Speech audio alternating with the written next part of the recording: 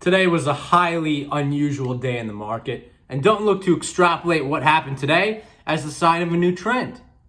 There was a massive sell-off this morning, the largest we've seen in some time. A lot of the people who watch this channel and who are in my age range and other age ranges broadly across the market are very heavily weighted in growth stocks, and they were bleeding hard in the morning. And then before you know it, they're not bleeding that hard. It's as if they got shot and there was an ambulance right there. That's not the way things typically go, but I think the sell-off was a little overdone. We saw last Friday bad jobs report data. We talked about how bad data, bad news, is good news. And on Friday, everything did well, tech included. Monday, we didn't really have that. People seem to forget that interest rates are going to stay low for some time. This morning, we didn't really have that. People forgot that interest rates aren't going to stay, are going to stay low for some extended period of time. And we had several Fed presidents come on today and say we're keeping interest rates low. We are far from tapering, and that is good for tech stocks.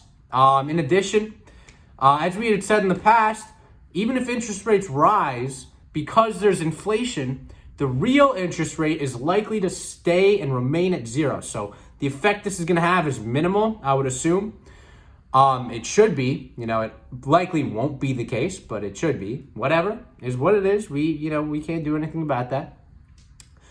And we will see what happens. So yes, it's possible the sell-off had gotten overdone and people freaked out a little bit too much.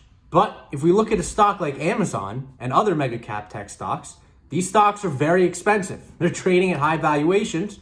And Tom Lee used a word that I think describes the situation perfectly.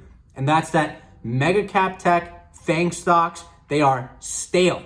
They are at this essentially maximum valuation.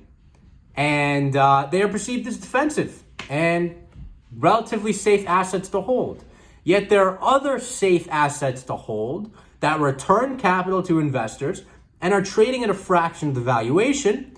And him, and I agree with him, believe that the capital in these stale stocks is going to rotate. And I don't like to use the term rotate. I don't like to make market decisions based on market dynamics like that.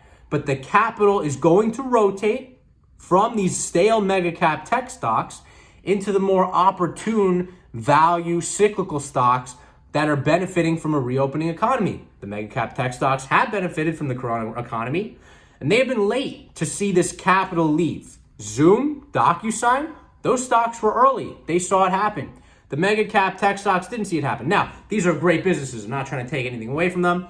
They earn a whole lot of money, and they are seeing growth. I'm not trying to take that away from them either, but their valuation is very high. They, are trading at 30 multiples, which is very high. Yes, they've seen some growth, but it's likely that growth is going to begin to slow down as the economy shifts to more normal conditions. And energy companies, which have seen supply cuts that are unlikely to go on, experiencing margin expansion and a rising price of oil, will likely make more money. And they are priced at levels of a company that doesn't make money, but they still have the earnings to back it up. So they've got very low multiples and a dividend. And it seems like the chatter I'm hearing is that people are starting to want to go and buy energy stocks for the first time in a long time. And let's not forget, these stocks have essentially been liquidated by woke fund managers and woke college endowment trusts. Well, a lot of these companies, unfortunately for those idiots, are focusing on renewable energy. And whether or not it's them or somebody else, people are going to have to pick up these stocks. If they don't, they aren't making the best decision for what the next year or so is. And if you're here watching this video, I encourage you to make the right decision. So tech stocks, we still like. We don't like the mega cap tech stocks. We've gone over our strategy in multiple other videos, how we approach the tech sector.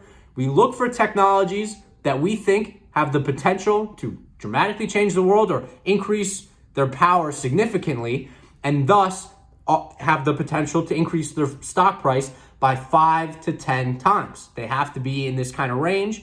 Valuation is very important. Zoom Obviously had a massive effect, but its valuation reached such a high level that it came down pretty aggressively.